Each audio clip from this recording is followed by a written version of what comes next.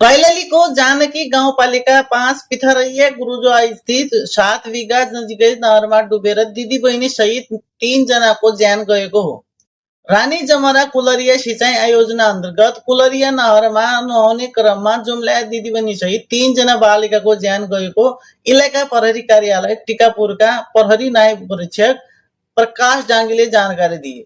उनका अनुसार टिकापुर नगरपालिका 1 ब्लक 15 का जुम्ल्याहा दिदी बहिनी निशा बजगाई र मनुषी बजगाई र जानकी गाउँपालिका 5 गुरुवाकी सुलोचना तिमेलछना को नहरमा नुहाउने क्रममा डुबेर ज्यान गएको हो। निशा र मनुषी टिकापुर स्थित जनजागृति माध्यमिक विद्यालय सीतापुरमा कक्षा 5 मा र सुलोचना जानकी गाउँपालिका 1 मा रहेको सरस्वती माध्यमिक विद्यालय दुर्गौलीमा कक्षा 4 मा अध्ययनरत थिए।